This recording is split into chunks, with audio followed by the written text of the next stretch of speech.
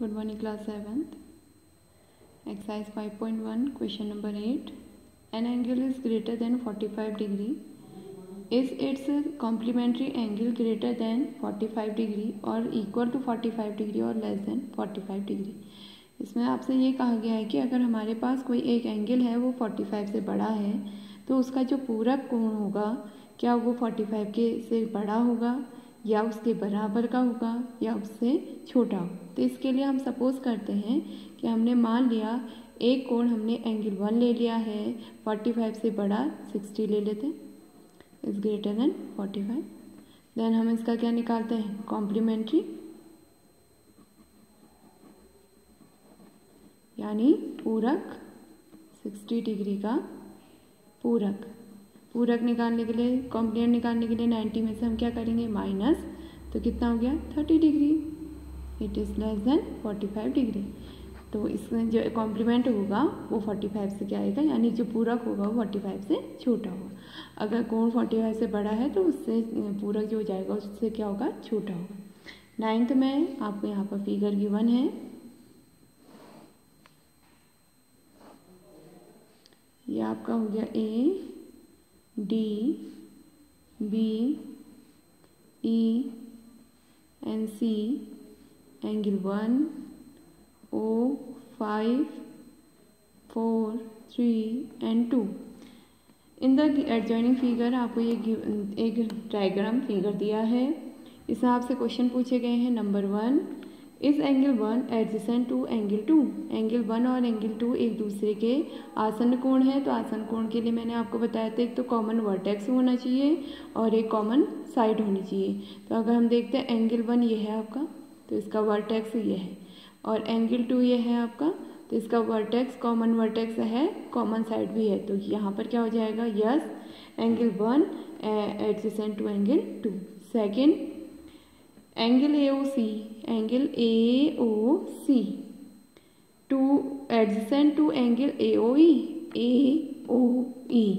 ये देखिए आपका है AOC, यहाँ पर है AOC, ये आ रहा है आपका AOC, और दूसरा आ रहा है AOE, ये है।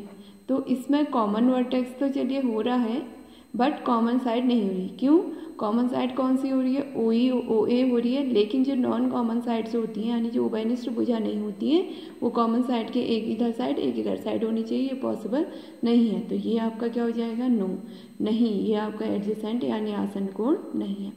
थर्ड में देखिए, do angle COE and COE and EOD, EOD, यह है आपका COE, COE, दूसरा है EOD, ये है। तो लीनियर पेयर में आपको बताया गया था स्ट्रेट लाइन में, यानी जो आपके नॉन कॉमन साइड्स होती है वो उभयनिष्ठ भुजा नहीं होती, वो एक दूसरे के अपोजिट हो जाती है। यहाँ पर आपकी अपोजिट हो रही है, तो क्या हो जाएगा, यस। नेक्स्ट, फोर्थ है R angle BOD, BOD and angle DOA।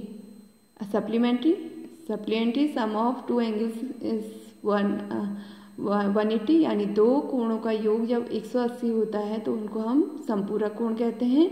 तो ये देखिए स्ट्रेट लाइन में बन रहा है, और स्ट्रेट लाइन में जो एंगल होता है उनका सम कितना होता है, 180 होता है। तो इसका मतलब ये आपका क्या है, सप्लीमेंट्री है, पूरक है, यस।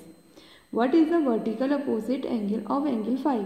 एंगल 5 का वर्टिकली अपोजिट आपको बताया गया था, शीर्षाभिमुख कोण हमेशा क्रॉस में बनते हैं, ये तो इसका ये हो जाएगा, इसका ये। तो ऐसे यहाँ पर वर्टिकली अपोजिट एंगल, ये दो लाइनें आपकी क्रॉस में बन रही हैं। इस 5 के सामने आपका कौन सा कोण आ रहा है, 2 और 3, तो 5 का वर्टिकली अपोजिट एंगल क्या हो जाएगा, 2 प्लस एंगल 3। नेक्स्ट क्वेश्चन है 10th, indicate which pair of angles are vertically opposite angle. इसी फिगर से आपको, इसी डायग्राम से ये इंडिकेट करना है इसमें वर्टिकली अपोजिट एंगल कौन कौन से। एक तो अभी बताया एंगल 5 के साथ एंगल 2 और प्लस एंगल 3, और दूसरा अगर हम क्रॉस में देखते हैं तो वर्टिकली शीर्षाभिमुख कोण कौन से बन रहे हैं, एंगल 4 के साथ एंगल 1, एंगल 4 और एंगल 1, इनको सम्मुख कोण भी बोलते हैं या शीर्षाभिमुख कोण कहते हैं। फिर इसी का सेकंड पार्ट है linear pair. Linear pair means straight line में, एक स्ट्रेट लाइन में कौन सा बन रहा है आपका 5 and 4, और दूसरा आपका कौन सा बन रहा है 1 और 5, 1 and 5। फिर इसी में आपका 11th क्वेश्चन है, इन द फॉलोइंग फिगर, ये है आपका फिगर, यहाँ पे एंगल 1 है एंड एंगल 2 है। तो क्वेश्चन ये पूछा गया है कि एंगल 1 और एंगल 2 आसन्न कोण है, एडजेसेंट एंगल है, नहीं है तो रीजन देना है। देखिए इसमें आपको वैसे ही पता है आसन्न कोण जो एडजेसेंट एंगल होते हैं एक दूसरे के साथ लगे हुए होते हैं।